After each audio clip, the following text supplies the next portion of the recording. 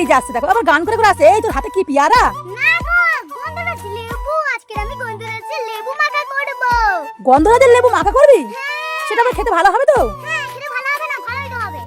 তা চল দেখি কে মাখা করবে। আমি না করবো না তুই করবি? আমি করব আজকে। ঠিক আছে চল চল দেখি আজকে গন্ধরাজ লেবু মাখা কেমন করে দুশো। সব রকমের মশলা আমি নিয়ে নিয়েছি। হ্যাঁ, এবার কি করবে? এবার আমি কাটবো এটাকে। চলো লেবুগুলো পিস পিস করে কেটে নিই। ঠিক আছে চলো দেখি আজকে দুশো সোনা গন্ধরাজ লেবু মাখা করবে। বন্ধুরা একটু রেখে দে, আমি ভাত দিয়ে খাবো। ঠিক আছে। যতটা কেটেছি ততটা কর। ঠিক আছে, দাঁড়াও। এই যে দেখো দুশো সোনা কত সুন্দর কেটেছে দেখো বন্ধু। এবার কি দেবে? এবার আমি মশলাগুলো দিয়ে দেব। মশলাগুলো দিয়ে দেবে? চলো চলো দেখি দেখি কি কি দেয়। প্রথমে দিয়ে দেব নুন, মরিচ। এবার দিয়ে দেব শুকনো লঙ্কা গুঁড়ো করা। এবার দিয়ে দেব হালকা করে ওর উপরে চিনি। তাহলে টক মিষ্টি এক জায়গায় হলে হেভি খেতে লাগবে। মা, এবার সুন্দর করে মাখিয়ে নেব আমি। ঠিক আছে চলো দেখি তুমি কেমন বানাও দেখি। হয়ে গেল আমার মাখা। এবার আমি খাবো।